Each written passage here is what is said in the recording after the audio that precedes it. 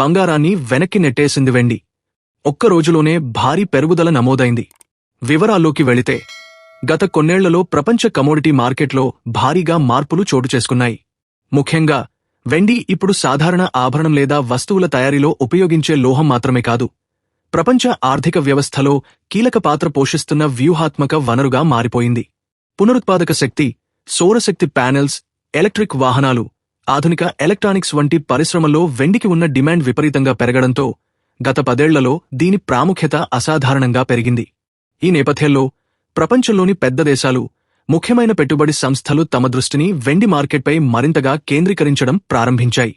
గత ఏడాది నుండి ప్రపంచ కేంద్ర బ్యాంకులు, పెట్టుబడి బ్యాంకులు వెండిని విలువైన ఆస్తిగా భావించి తమ ఖజానాల్లో నిల్వ చేయడం ప్రారంభించాయి.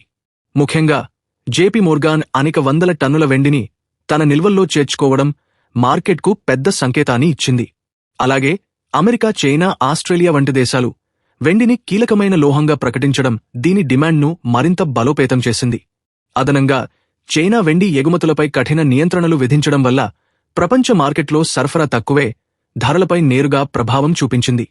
డిమాండ్ భారీగా పెరగడం, సరఫరా క్రమంగా తగ్గిపోవడం వెండి ధరలను ఆకాశానికెత్తే ప్రధాన కారణాలయ్యాయి. ఈ నేపథ్యంలో బుధవారం డిసెంబర్ 10న భారతీయ ఫ్యూచర్స్ మార్కెట్ అయిన ఎంసీఎక్స్లో వెండి కిలో ధర చారిత్రాత్మక గరిష్టమైన 1,90,374ను తాకింది. ఇది వెండి ఇప్పటిదాకా చేరిన అత్యధిక స్థాయి.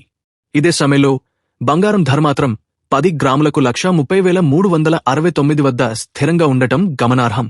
అంటే విలువైన లోహాలలో ప్రస్తుతం బంగారం కంటే వెండినే పెట్టుబడిదారులు ఎక్కువగా ప్రాధాన్యతనిస్తున్నారని తెలుస్తోంది. అంతర్జాతీయ మార్కెట్లో కూడా ఇదే ధోరణి కొనసాగుతోంది. వెండి ఔన్స్ ధర మొదటిసారిగా $61.48 రికార్డును నమోదు చేసింది. కేవలం 12 ట్రేడింగ్ రోజుల్లోనే వెండి $50 నుంచి $60 మార్కును దాటేసి ఇప్పుడు $70 దిశగా దూసుకెళ్తుందనే అంచనాలు వెలువడుతున్నాయి. ఈ పెరుగుదలకు మరో ప్రధాన కారణం అమెరికా ఫెడరల్ రిజర్వ్ వడ్డీ రేట్లపై మార్కెట్లో నెలకొన్న అంచనాలే. డిసెంబర్ 9-10 ద్రవ్య విధాన సమావేశంలో ఫెడ్ వడ్డీ రేట్లను 25 బేసిస్ పాయింట్లు తగ్గించే అవకాశం 90% చేరుకుంది. వడ్డీ రేట్లు తగ్గినప్పుడు బ్యాంకుల్లో డబ్బు నిల్వ చేయడం లాభదాయకం కాకపోవడంతో పెట్టుబడిదారులు తమ డబ్బును బంగారం, వెండి, స్టాక్ మార్కెట్లలోకి మళ్లించడం సాధారణం. ఈ అంచనా ముందుగానే వెండి ఫ్యూచర్స్ ధరలను భారీగా పైకెక్కించింది.